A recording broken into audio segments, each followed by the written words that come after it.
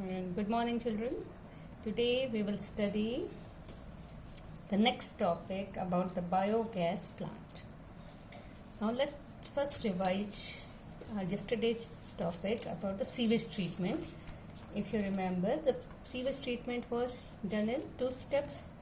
First was your primary treatment, or we also call it physical treatment, in which the physical particles or substances were removed, and that was done in two steps. First was by filtration, the floating substances were removed, and then by sedimentation, all the heavy particles settled. This was physical treatment, and then it is your secondary treatment in which microbes are used.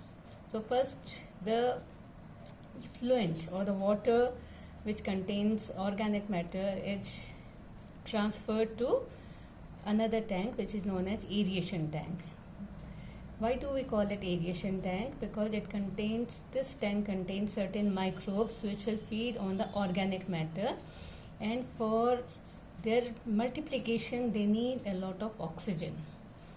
That's why this effluent is passed into aeration tank, where there are aerobic microbes which are present in the form of flocks. A mess of bacteria and fungi decompose the organic matter and reduce the biochemical oxygen demand. More organic matter, more pollution, more BOD. Less pollution or less polluted water, the BOD will become less.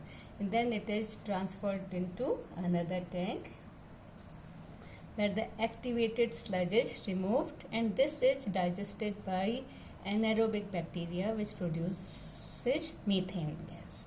So in this biogas plant also we have to study about anaerobic bacteria. Now what is a biogas plant, children? Mostly it is found in rural areas, because in rural areas each family has a number of cattle for milk production, cattle for work like plowing the field, transportation. So their wastage, cow dung, and this cow dung can be easily utilized in the biogas plant to produce energy which can be used for electricity as well as cooking purpose. Now if you'll see in this, a concrete tank is made which is about 10 to feet deep, in which slurry of dung is fed. Now what is slurry of dung? The cow dung, when it is mixed with water and changes into a semi-liquid paste, that is known as slurry. Now what will happen in this? Because the anaerobic bacteria will produce this biogas. If you remember, children, in class 11 we had studied about methanobacterium which are present in the rumen of cattle, and these methanobacterium are responsible for producing methane gas.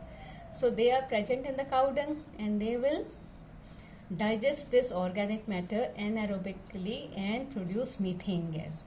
Now above this concrete chamber there is floating chamber.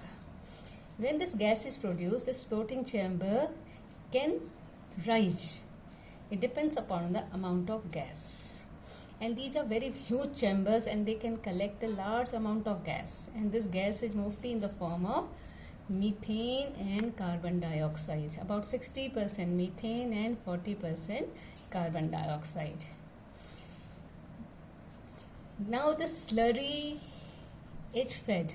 In the morning when we have to clean the shed of the cattle, the dung is removed. The dung is transported into the small tank, and we put a little water, and with a log of wood or something we mix it and change it into slurry.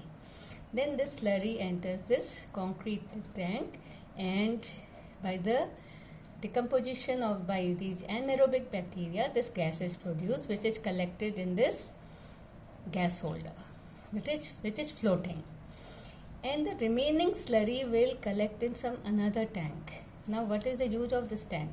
This slurry will change into manure. So the cow dung, which was a waste, can be used for producing gas also, and it will produce manure also. Now this gas is transported to the houses through this pipe, and there is a knob also in this pipe which can be used for opening and closing the gas pipe, and it can go to our houses, in the kitchen. The gases of the biogas plant also in the means the stoves are almost similar, and they are connected to this pipeline, and it is very easy for cooking in the rural areas. Children, about 30-35 years back, the government has provided subsidy in the villages for making these biogas plants. Subsidy means a small amount of money was given by the government and some amount of money was given by the farmers. So most of the households had this biogas plant, and this helped them in cooking food, because before that they were depending on the wood from the forest, nearby forest, to cook food. It takes time also, it was causing deforestation also, and if you have to prepare 1 cup of tea also, it takes about half an hour. First you will have to lit that fire, then, and in the gas it is so easy. So these biogas plants were very useful, and by cooking food in fuel, a lot of smoke is produced which was harmful, and this gas is almost without any cost. In the beginning you have to invest money, and through the cow dung you get a large amount of gas. I have seen in my house, we used to cook almost all the food in with this gas only, and not only cooking, it was used for providing electricity also. So in this biogas plant, children, it is an important topic. Sometimes labeling comes. So first, in the chambers, dung and water are transported, which changes into slurry, and that collects in the concrete digester, where due to the anaerobic bacteria, methane gas is produced, which is transported to households, and the remaining slurry is collected in another chamber, which can change into manure after a certain time. Now components of biogas are methane 60% and about carbon dioxide 40%. In some certain books you will find methane 50 to 70%, carbon dioxide 30 to 50%, like this. And the bacteria which produces is methanobacterium, which is mostly present in the rumen of cattle and which is responsible for digestion of cellulose. So this methanobacterium helps in producing this biogas. Now where is it found? Anaerobic sludge, which we have seen in that sewage treatment plant also, rumen of cattle, flooded rice fields, there also methanobacterium are present, and marshy places. Now this technology was developed by Indian Agricultural Research Institute and Khadi and Village Industries. These two terms are also very important. Children, one thing I'd like to tell, this chapter is looking very easy, but at least 3 to 5 marks questions will come from this chapter.